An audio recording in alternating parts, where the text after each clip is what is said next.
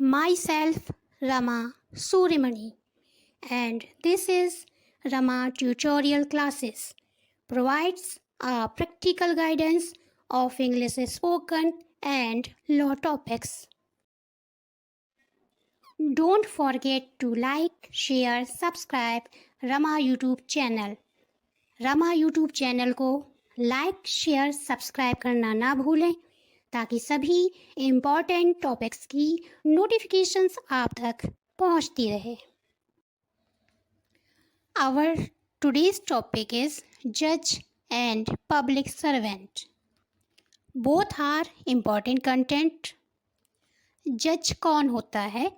Court में, न्यायालय में जो व्यक्ति हमें सबसे बड़ी और ऊंची चेयर पे बैठा हुआ दिखता है वो होता है जज या फिर मजिस्ट्रेट।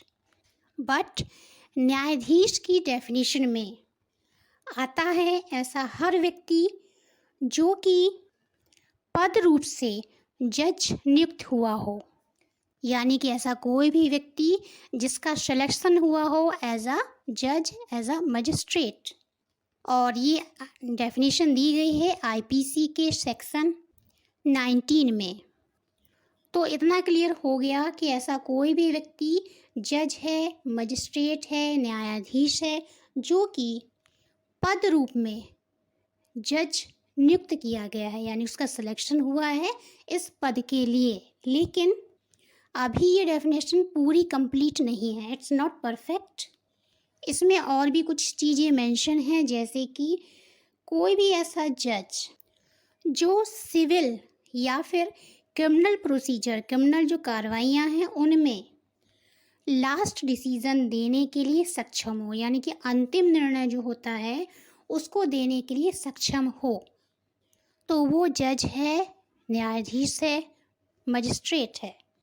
इसके अलावा अगर अंतिम निर्णय दिया गया है, हो गया है, बट मामला अपील से रिलेटेड है, यानी कि हर मामले में जहाँ भी डिसीज़न दिया जाता है उसकी अपील की भी प्रोसीजर होती है, अपील के लिए भी सुविधाएं होती हैं।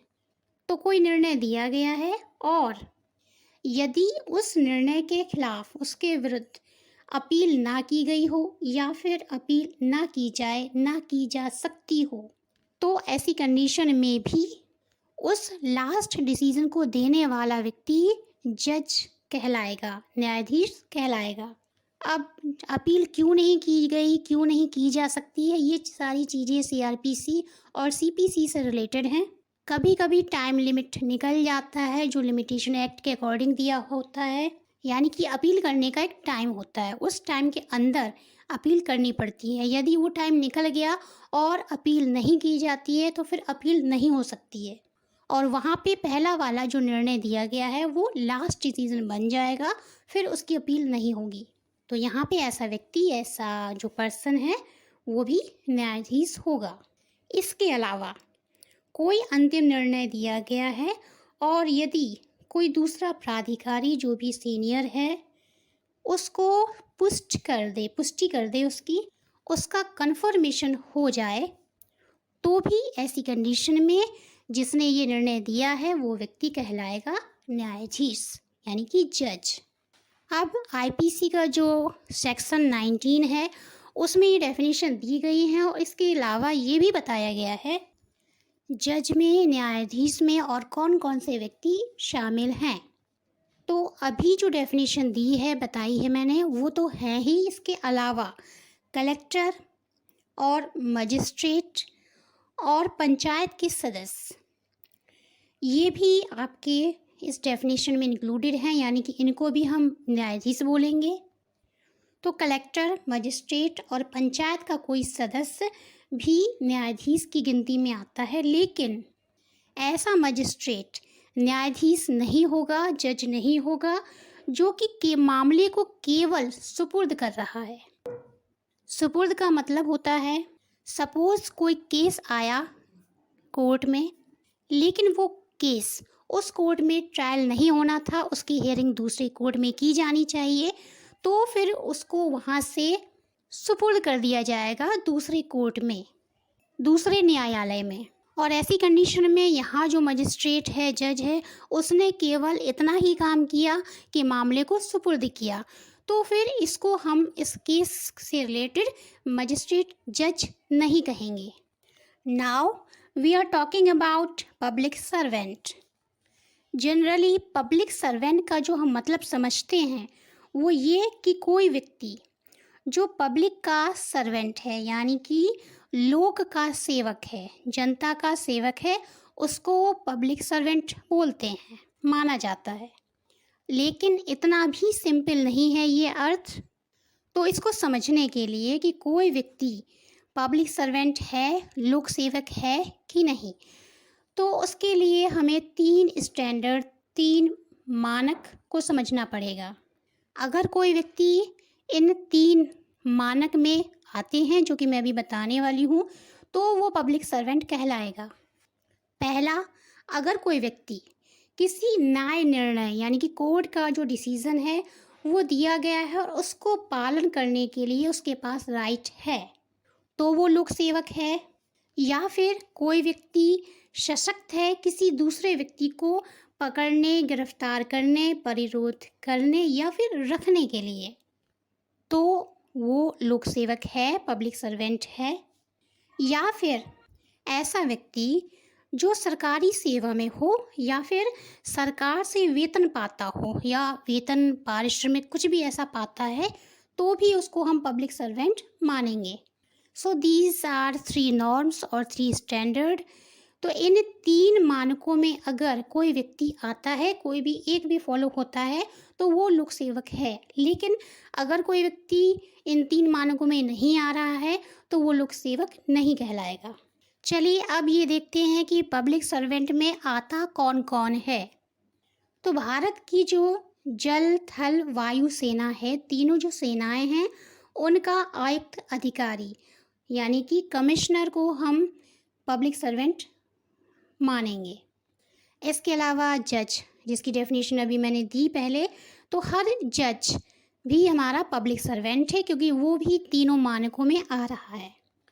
कोई अधिकारी जो कोर्ट का अधिकारी है और कोर्ट की तरफ से किसी मामले का अन्वेषण करता है, रिपोर्ट बनाता है, दस्तावेज बनाता है या फिर उनको सर्टिफाइड करता है, कोर्ट्स ऑर्डर को पालन करता है, फॉलो करता है, शपथ ग्रहण कराता है या निर्वचन करता है यानी कि इंटरप्रिटेशन करता है और कोर्ट की व्यवस्था बनाए रखता है, तो वो पब्लिक सर्वेंट है। इसके अलावा जूरी सदस्य जो होते हैं, जूरी मेंबर, उनको भी पब्लिक सर्वेंट बोलते हैं। पंचायत का सदस्य भी पब्लिक सर्वेंट है। कोई भी आर्बिट्रेरी जो कि किसी कोर्ट या फिर सक्षम लोक प्राधिकारी के निर्णय को निर्देशित कर सकता है, लोक सेवक है। गवर्नमेंट का कोई भी ऑफिसर जो क्राइम को कंट्रोल करता है, ऑफेंसेस की इंफॉर्मेशन देता है, लोक स्वास्थ्य, क्षेम और सुविधा की संरक्षा करता है, लोक सेवक है। ऐसा व्यक्ति जो किसी व्यक्ति को परिरोध करने यानी कि गिरफ्तार करने और उसको गिरफ्तार रखने के लिए सक्षम है, वो भी सशक्त है, वो भी लोक सेवक है। ऐसा व्यक्ति जो निर्वाचक नामावली को तैयार करता है, उसको प्रकाशित कराए, बनाए, पुनरीक्षण करे या फिर निर्वाचन यानी कि इलेक्शन को संचालित करे, कंडक्ट करे और इसके लिए अथॉराइज्ड हो, वो भी लोक सेवक है।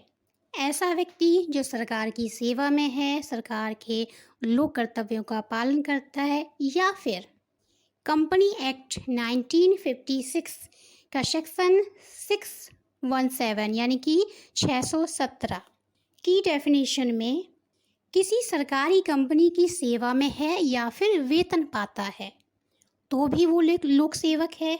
इसके अलावा निगम, विद्युत या जल से संबंधित जो हैं व्यक्ति, वो भी लोक सेवक हैं। नगर पालिका आयुक्त भी लोक सेवक है।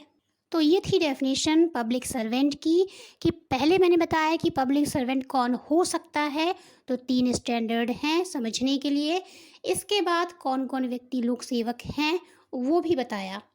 आप कभी कभी कन्फ्यूज़न होता है कि क्वेश्चन समझ में नहीं आता है बहुत से स्टूडेंट को कि क्या एक मंत्री लोक सेवक है, क्या रेल कर्मचारी लोक सेवक है। तो समझिए कि मंत्री, मुख्यमंत्री, रेल कर्मचारी, राष्ट्रीय बैंकों के कर्मचारी या फिर सरपंच ये लोक सेवक हैं, क्योंकि ये बताए गए तीनों क्राइटेरिया के अंतर्गत ही आते हैं। इसके अलावा एक प्रोफेसर या प्यून, क्या ये लोक सेवक हैं? ये भी एक इम्पॉर्टेंट क्वेश्चन है, ऑब्जेक्टिव टाइप में भी ये पूछा जाता है। तो एक प्रोफेसर या फिर प्यून ये भी लोक सेवक हैं यदि ये कमीशन द्वारा नियुक्त हैं, यानी कि गवर्नमेंट के द्वारा नियुक्त नहीं, किसी कमीशन के द्वारा इनको नियुक्त किया गया है और सरकार से ये वेतन पाते हैं, तो ये क्या हैं? ये लोक सेवक हैं, क्योंकि ये जनता की सेवा कर रहे हैं, सरकार से इनको इनका मेहनताना मिल रहा है।